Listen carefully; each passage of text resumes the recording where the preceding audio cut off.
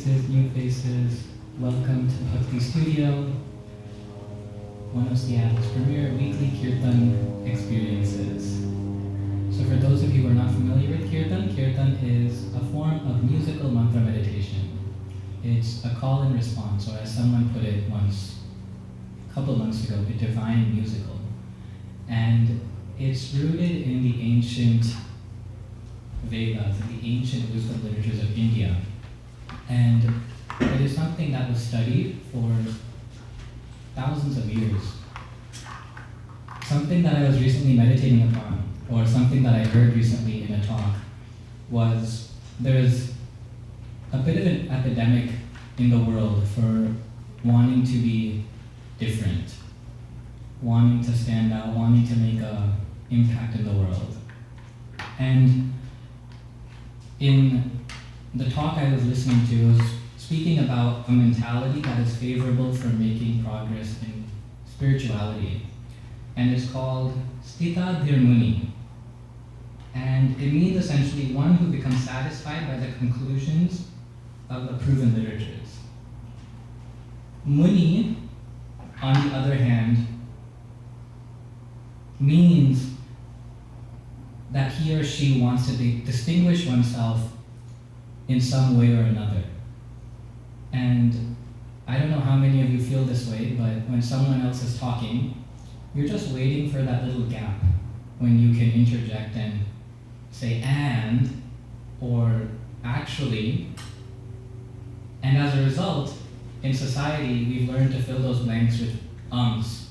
So we keep control of the conversation. Otherwise, we know that someone else will snatch it away from us. And if you see, it's because of this reason that we now exist in a society where there's so many different versions of spirituality, or of yoga theory, or of meditation. It's based on this idea that we've had people come in saying that I want to make my mark. I want to be different. If I just repeat simply what other people are saying, how will I be different? How will I stand out? But in Bhakti Yoga, we take pride in the lineage, in the Guru Parampara, in the unbroken instructions that have been provided by the ancient gurus of India on the science of happiness and inner connection. So that's a little bit of history on what Bhakti Yoga is, what we follow, and where this process of Kirtan mantra meditation has come from. It is stated for the age we live in that this Kirtan mantra meditation is one of the most optimal, if not the most optimal way of meditation. So, before we dive in, we'll do a quick practice round of our first mantra. Hopefully the first word on the screen is familiar to most. I think that's the most common yoga term to exist. But there's so much more to Sanskrit, to mantras that we'll be diving into today. So we'll do a practice round. The first word is Om, and you can repeat after me. Om. Om. Namo.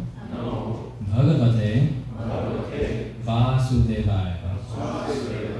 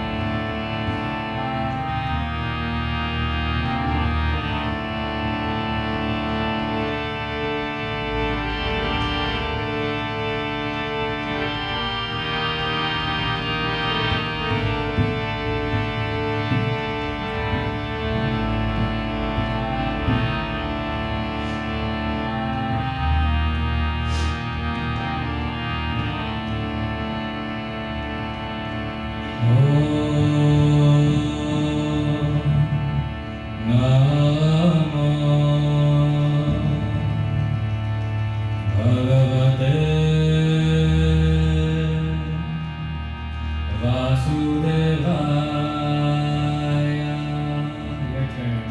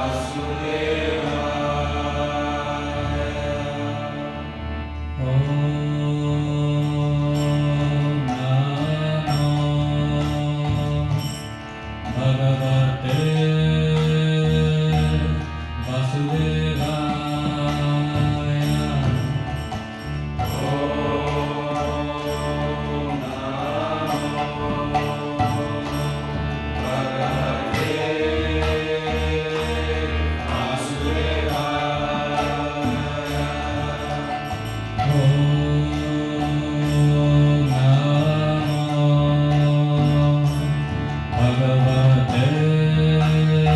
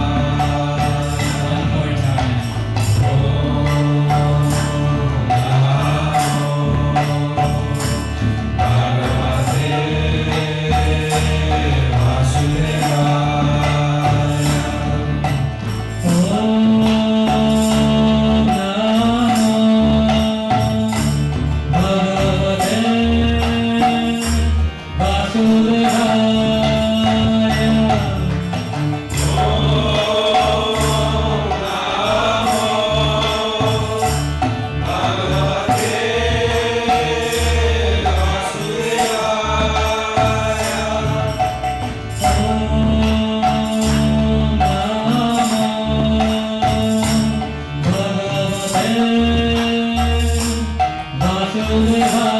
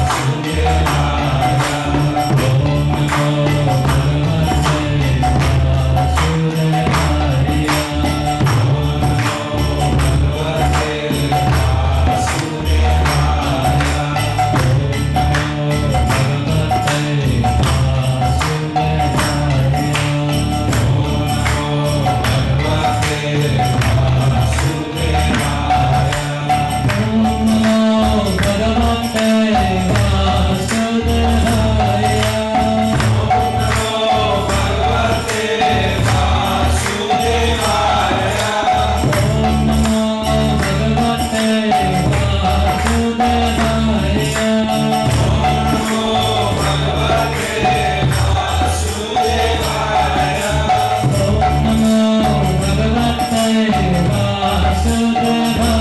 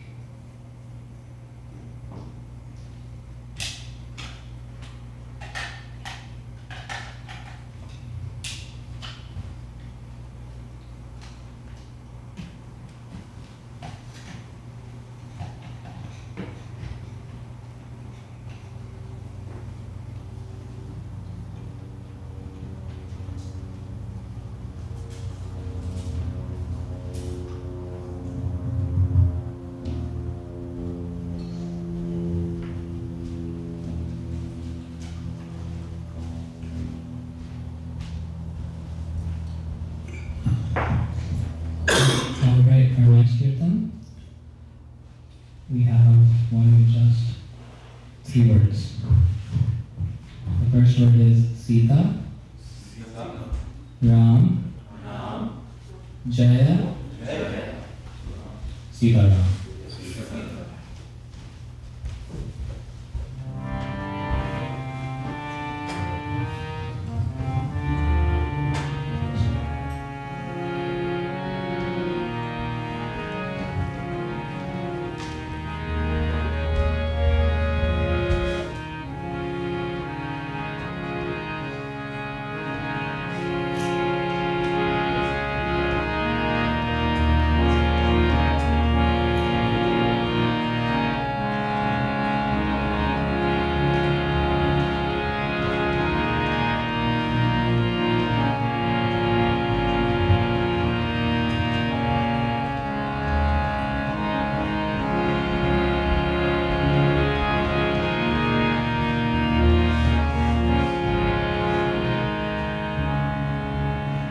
Everybody can move forward, but it feels weird that there's a big circle around me now.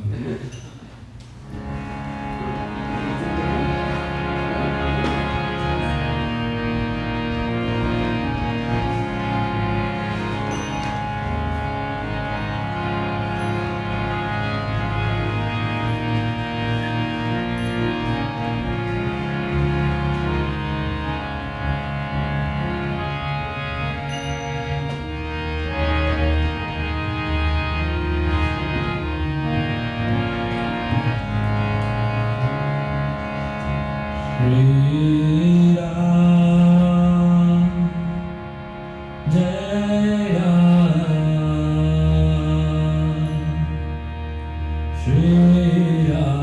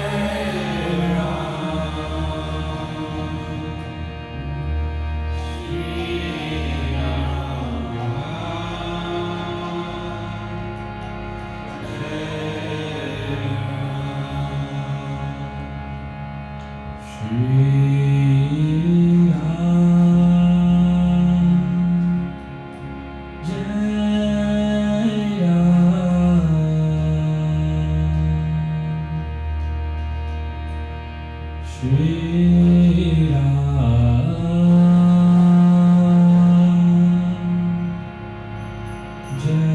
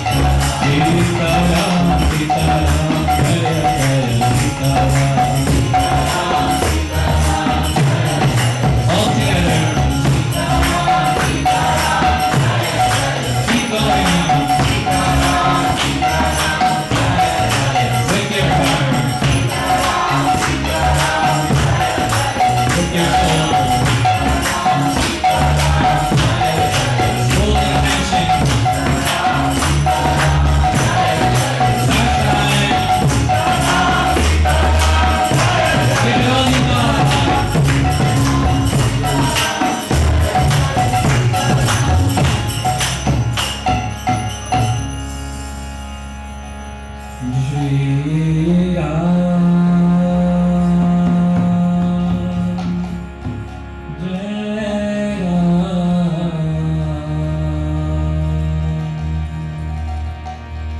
Shri Ram,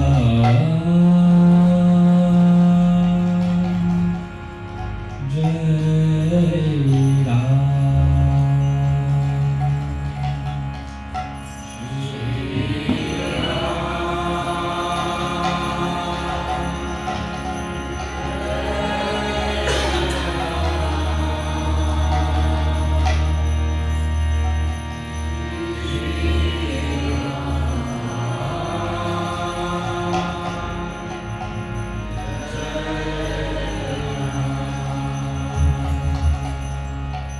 Shri Ram, Jai Ram,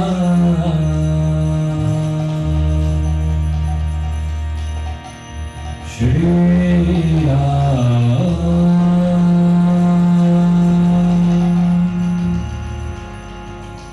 Jai Ram.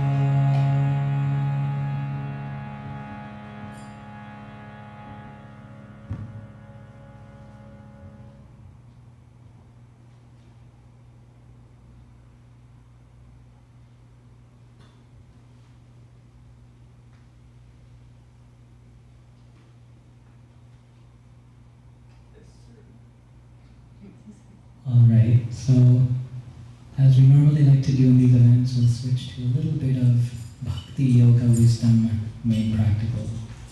Bhakti Yoga is not just the yoga you do in a studio, but it's a lifestyle that we can embody, that we can practice in our day-to-day lives. And whether you believe it or not, it can actually impact your success. Who doesn't want to be successful? Everybody wants to be successful? I hear one yes. One person, Rahul will be successful. Who wants to be successful? Yes. Everybody, say yes. Yes. So this talk will be an interesting blend of spiritual science meeting our everyday lives in this world, in our lives in Seattle or wherever you live. And today to give the talk, we have Arun Lakshman, who's been practicing Bhakti Yoga for over 20 years, I believe.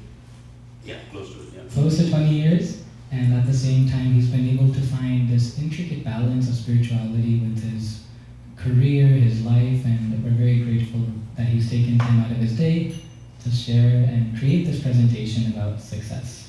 So we'll do a quick 30-second shuffle, so we'll be right back after a quick break.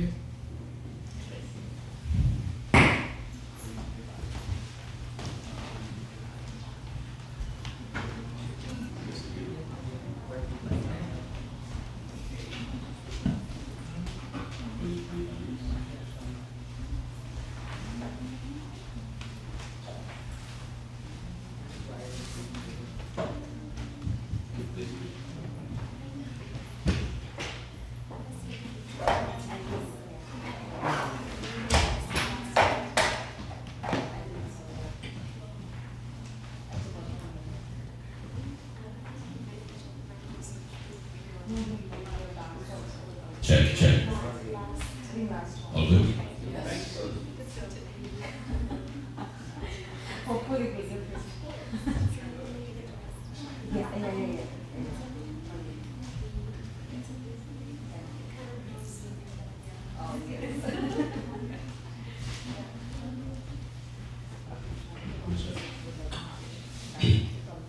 All right, thank you all for assembling here.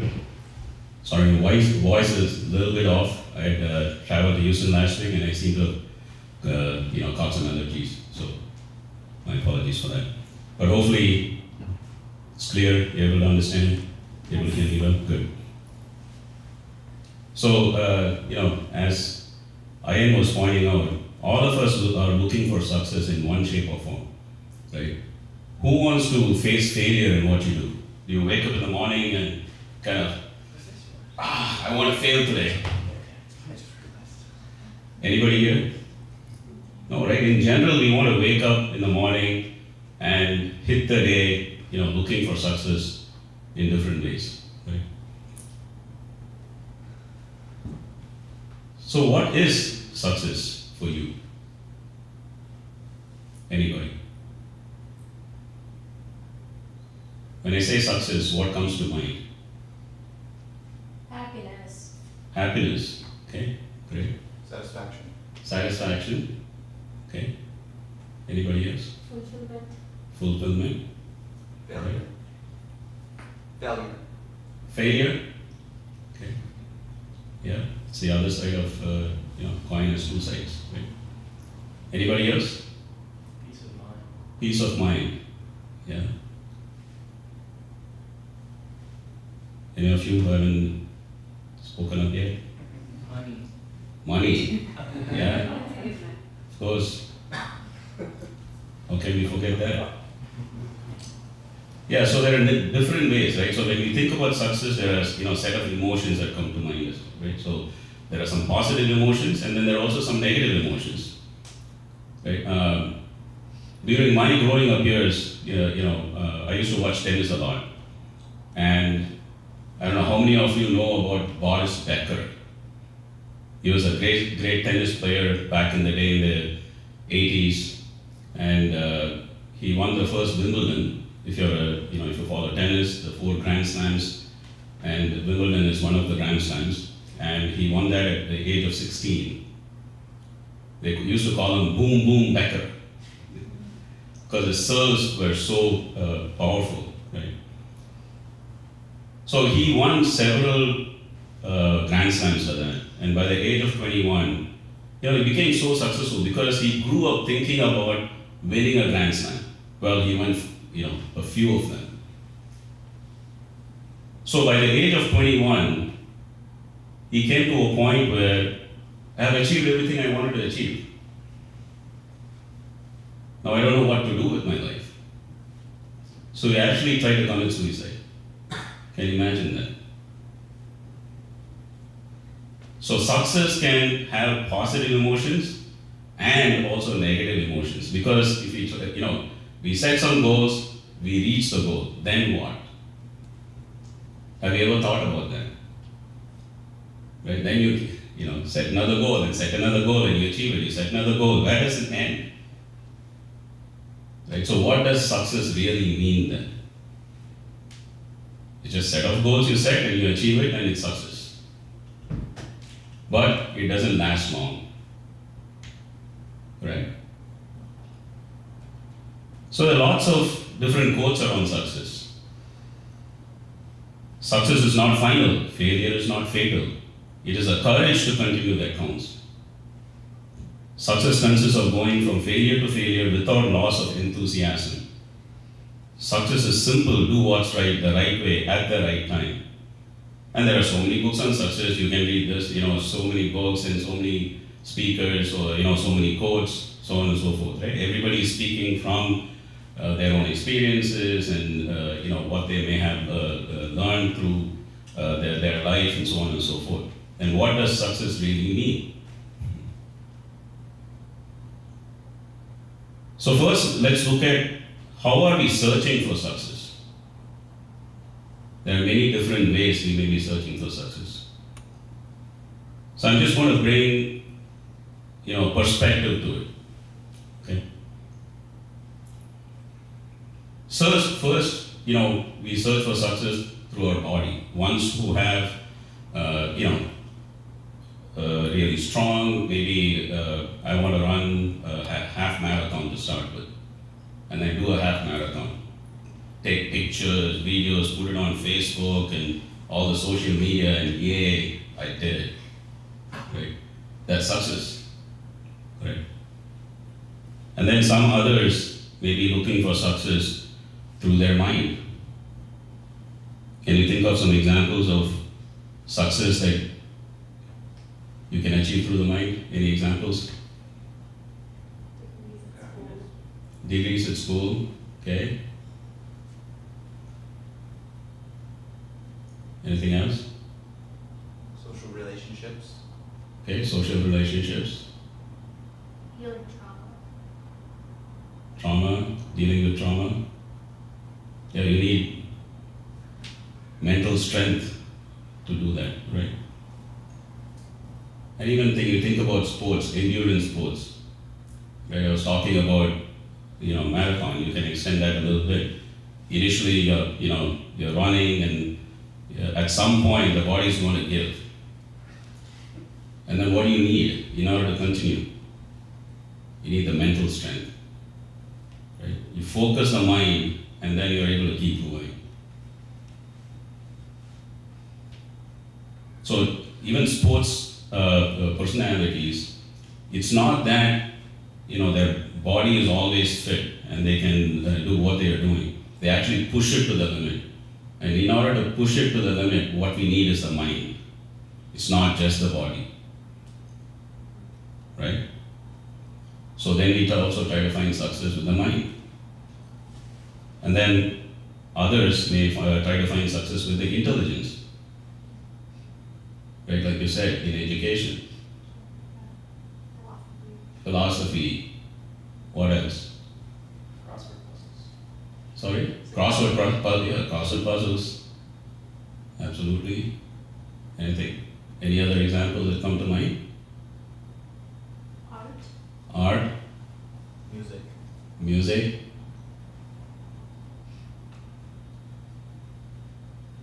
Yeah, so many different examples, right? You can think about it yourself. Even in your own pursuit of success, you can actually start linking it.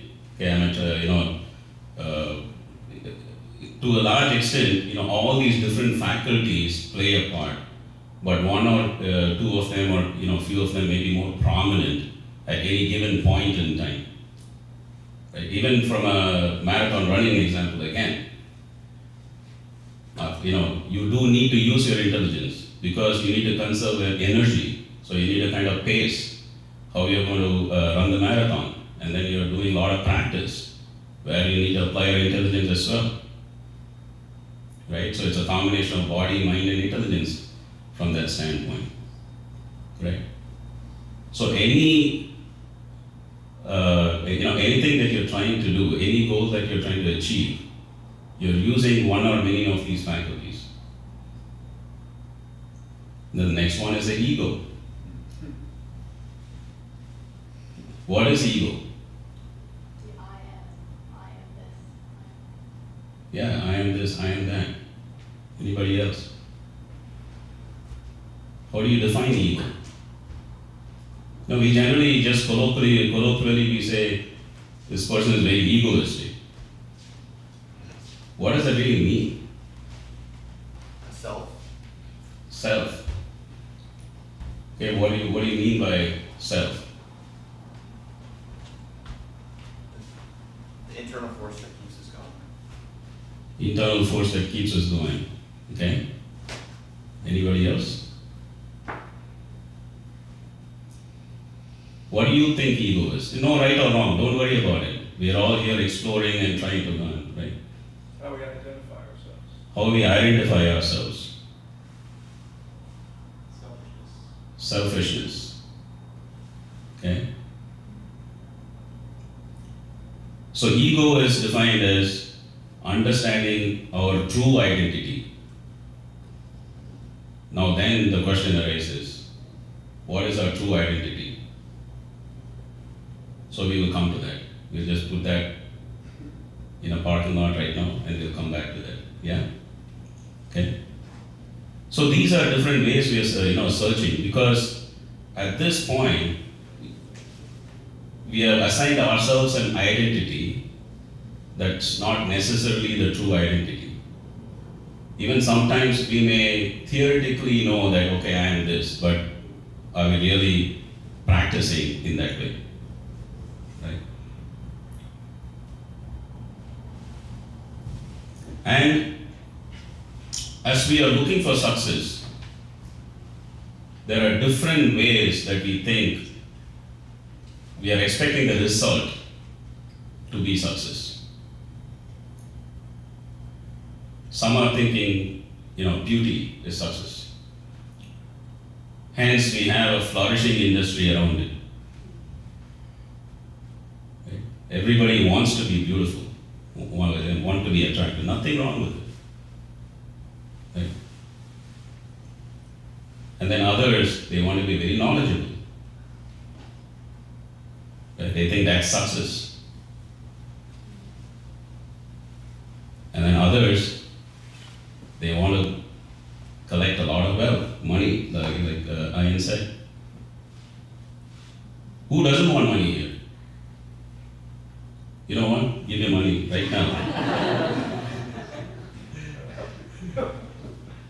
Will you be able to give up everything? I thought you were not serious. Yeah, everybody wants money, right? Money is one of the biggest pursuits that everybody is after, right? In one shape or form. Power. Who doesn't want power?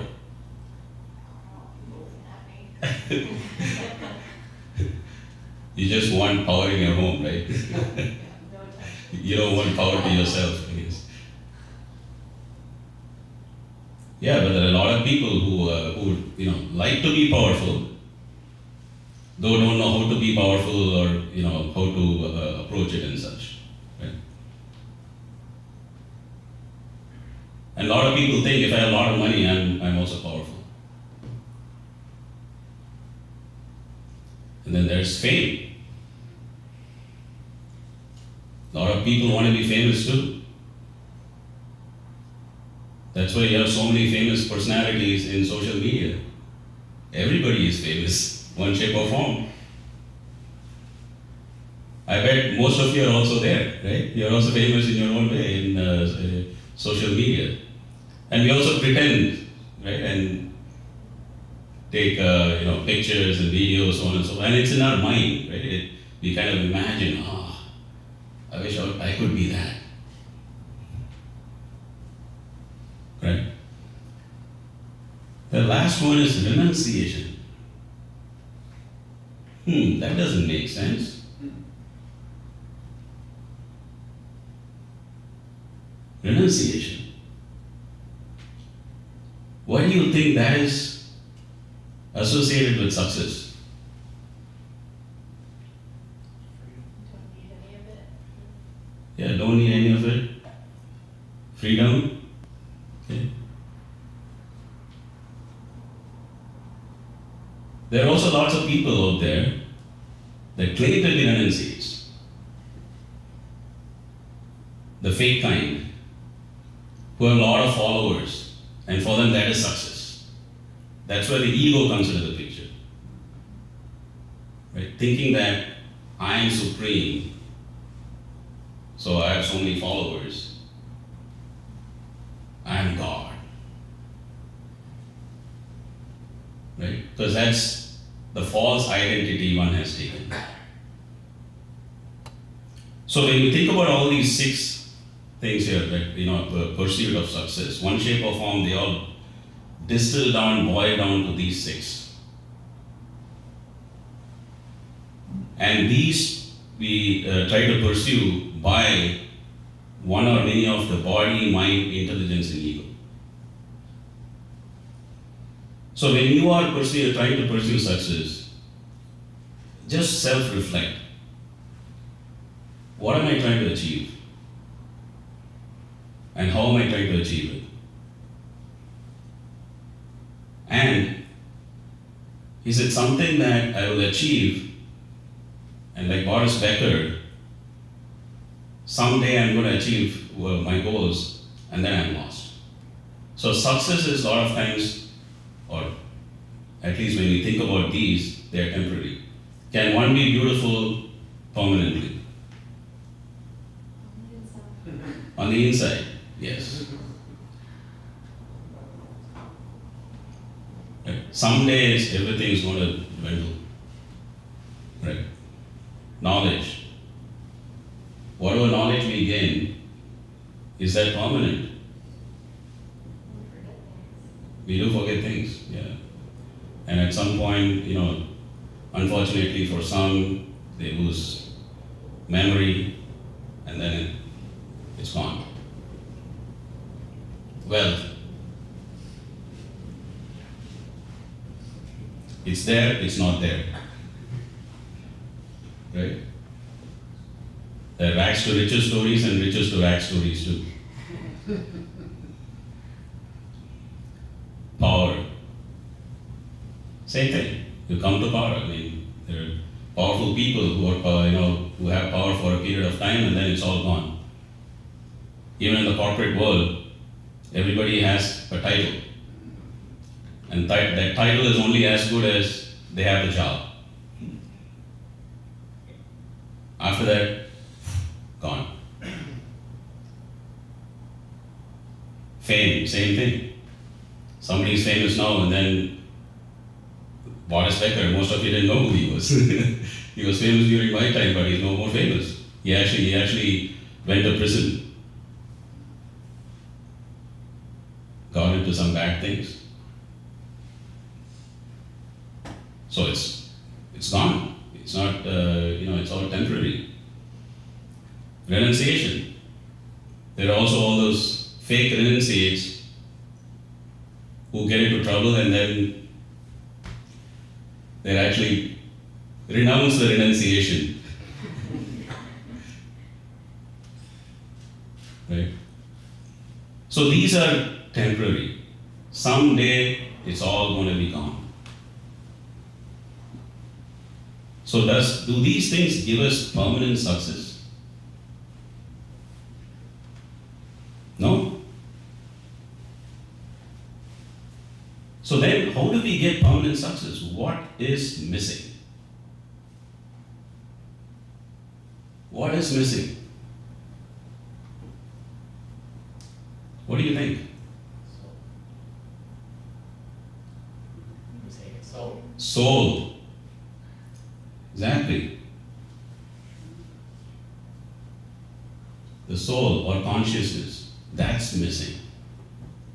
Because that is the only thing that is permanent. Everything else we have to shed. It's like this, snake shedding its skin. So when our time is up, we have to give everything else. Because we are what's permanent? Soul, because we are the soul. Everything else is like we wearing this hoodie and the pant and all that. We have to shed it, it's all gone. So any success that we try to pursue using our temporary body and mind and intelligence and the false ego or the material ego that I'm actually the body and not the soul. So I'll take that from the parking lot and let's talk about that real quick.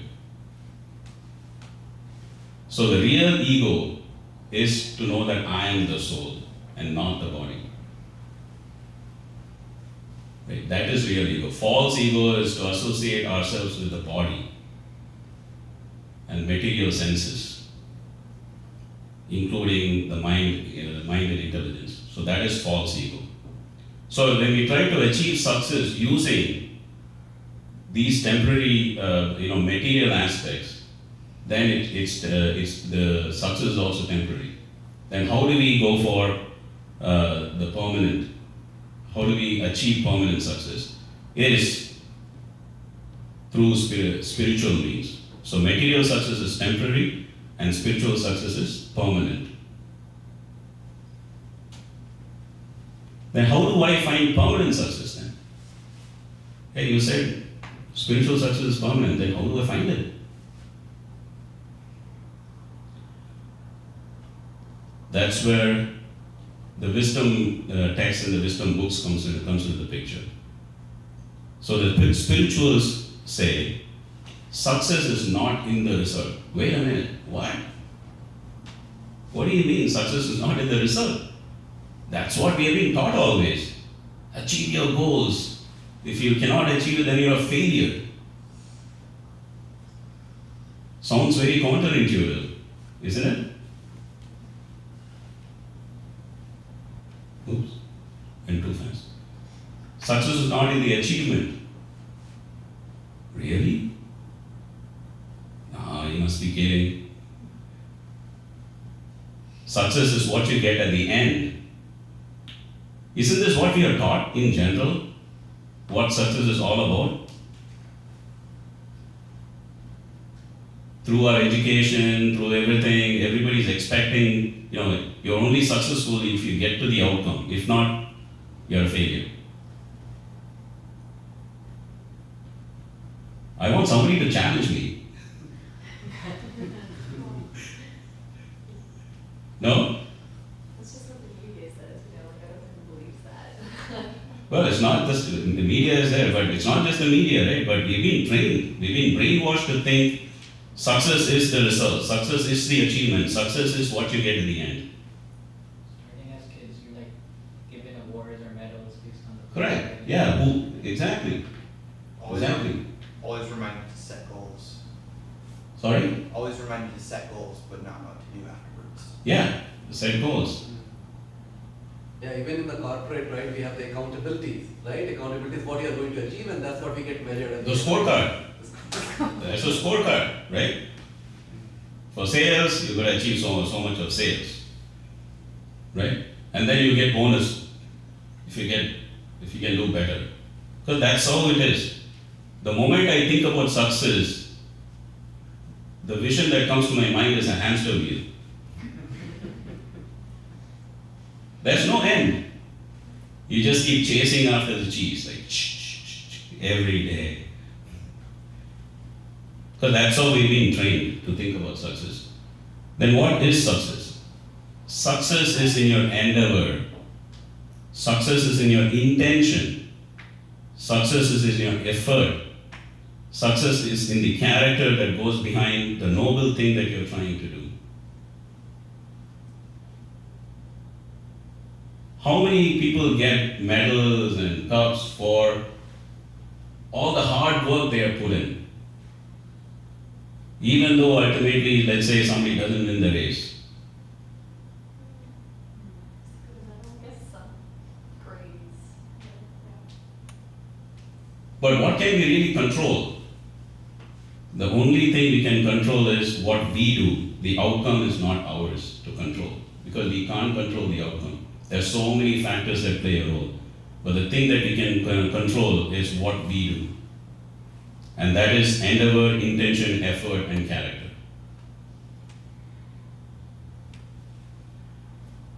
So once we invest in all those things, endeavor, intention, effort, and character, then whatever the result may be is inconsequential. It's already a success. So we heard about fulfillment, satisfaction, so on and so forth. Now you put your best in everything you do. Or let's say you have, going back to the marathon analogy, you've done your best in practice and everything, but you couldn't win the race. Does it mean you're a failure? Does it mean that you'll be left unsatisfied? You may be a little disappointed, but if you've done everything right. So one of the analogies I try to use is, let's say there are two cups. One is a cup and let's say a jug. And you fill both with water up to the brim. So the cup is small and the jug is big, right? Let's say this cup and maybe that bottle. You fill it up with water. Which one is more successful? Oh, time is up, but finish in a minute. Which one is more successful? Why? Both. They were full. They are both full because they are both satisfied. Right? They are fully satisfied. So it's not about the quantity. So success can be different for each person. As long as you are fully satisfied, you're successful. You don't need to look at the person on the left, on the right, and above, below, front, back, doesn't matter. So success is not to be the best, but to try the best. That is success. If you have tried your best and with sincerity, with character, with full enthusiasm, then you're already a success. Thank you.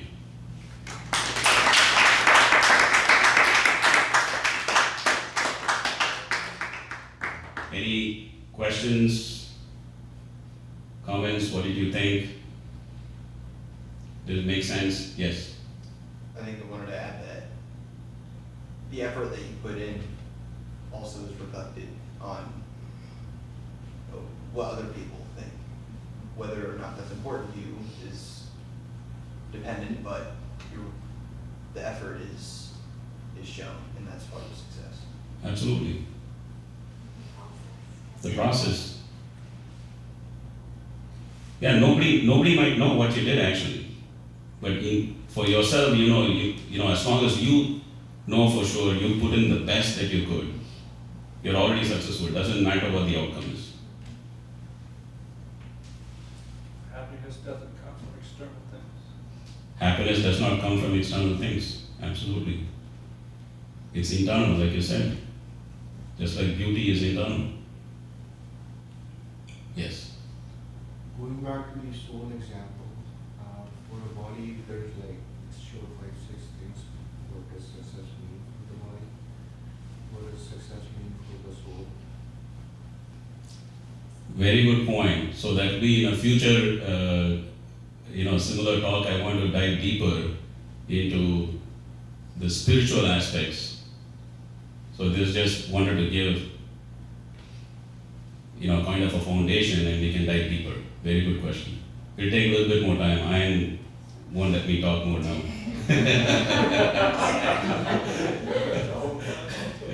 But this is a way of getting you back the next time. All right. I'll be around. We can certainly talk if you have more questions and such. We'll continue with our regular programming, I guess. Thank you all. Thank you. Thank you. We are inviting Arun back, okay, for the continuation of the talk.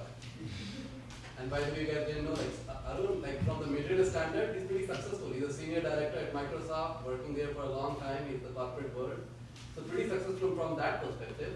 But the way he's integrated the Bhakti in his life, that is more success. That's what he talked about today. Wonderful talking to us. Thank you. Thank you for the opportunity. Yeah. Thank you. Already, yeah, don't be shy. Everybody was up here. Come back up here. Yes. You know, a successful way to get my foot on a screen.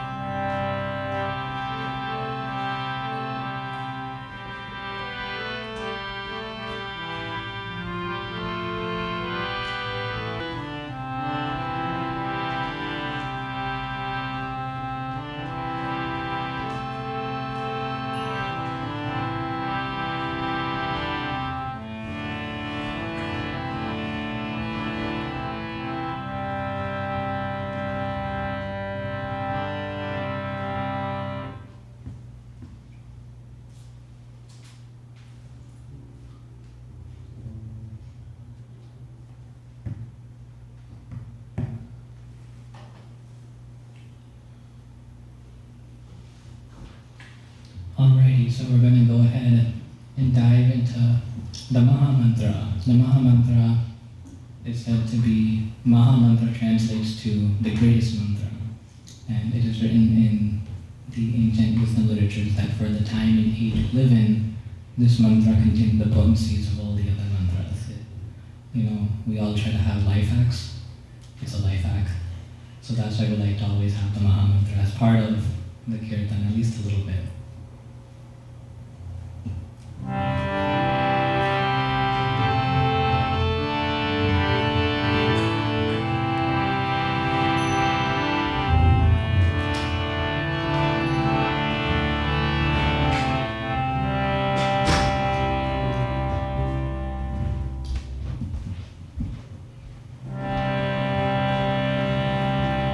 Hare Krishna, Hare Krishna, Krishna Krishna, Hare Hare Rama, Hare Rama, Rama Rama, Hare Hare. Your turn.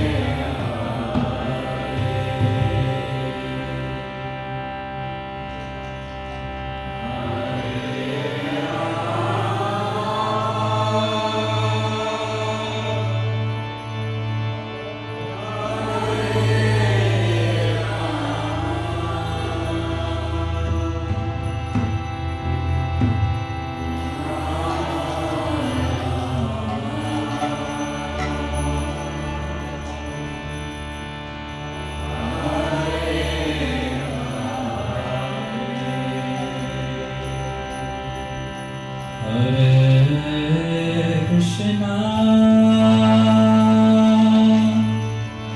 Hare Krishna, Krishna Krishna, Hare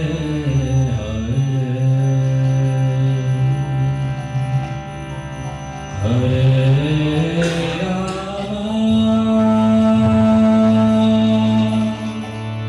Hare Rama, Rama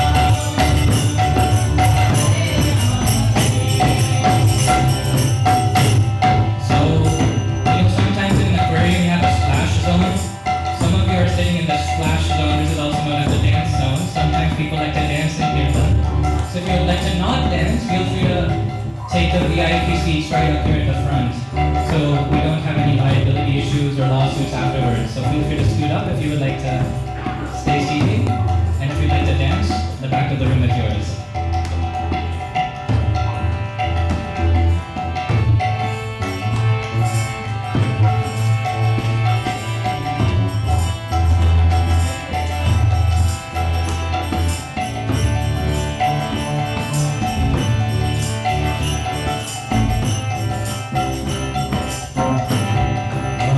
Hare Krishna,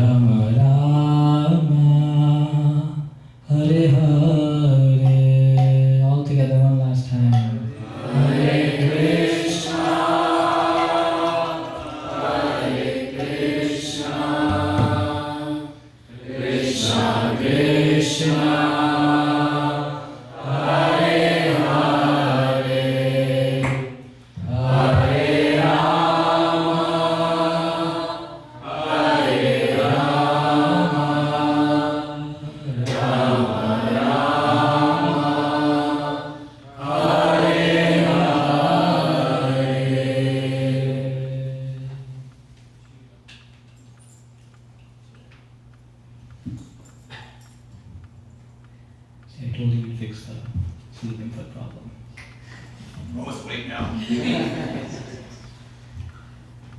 All right, well, I'd like to end with a big round of applause to all of your Kirtan singers, dancers.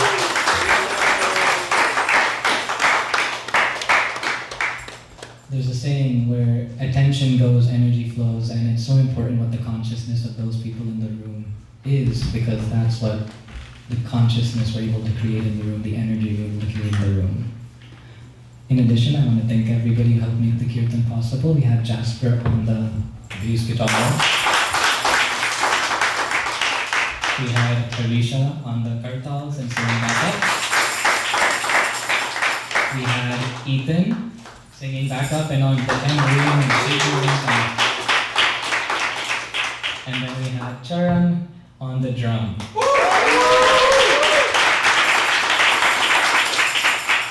And thank you, Ian.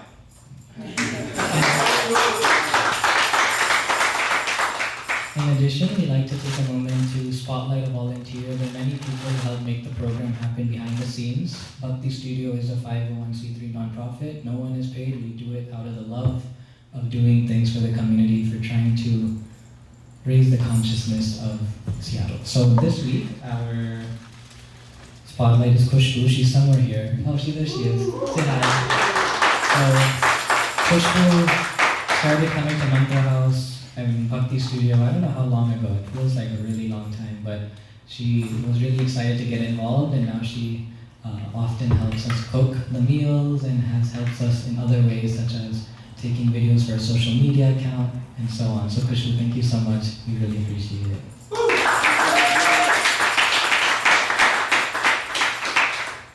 In addition, I wanted to share that we have a whole lot of other programs happening throughout the week. The main thing I want to call out is that typically Kirtan Soulfest is on Saturdays, but this week it's on Thursday.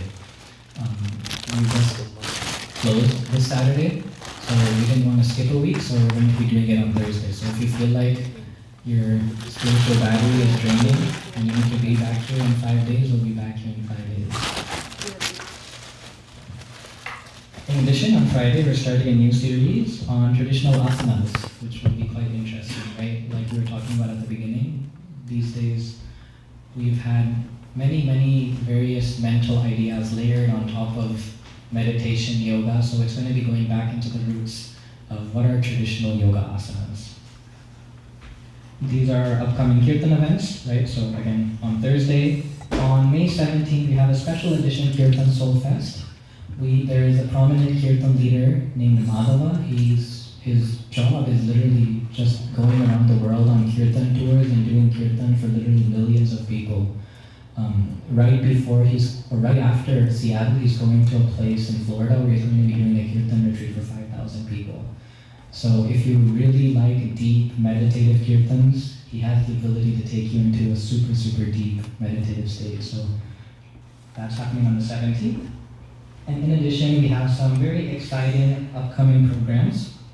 On Thursday, May 15th, if you like the wisdom we shared a little bit today, we have other wisdom events. So we'll have Soul Talks featuring a monk, Chaitanya Charan, on the topic of transforming overthinking into deep thinking.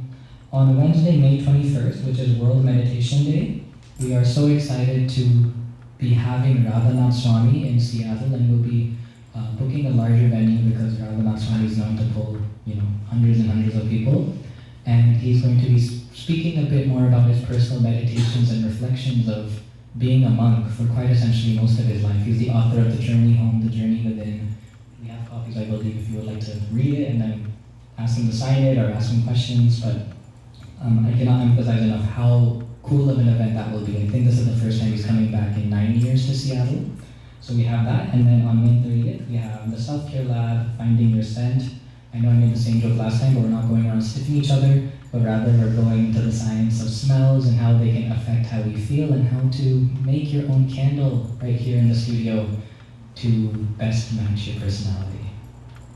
That being said, thank you so much for coming, everybody. Now to the best part of the program, which is the food, and I think we'll cue it up in about 30 seconds or less as we gather some volunteers to help us serve. And today we have Mexican cuisine. And the way we do it, because it's a tight space, we form a little loop. So we'll go out this door, which says Bhakti Studio backwards, and re-enter through the entrance, and we'll have volunteers ready to serve you. Thank you.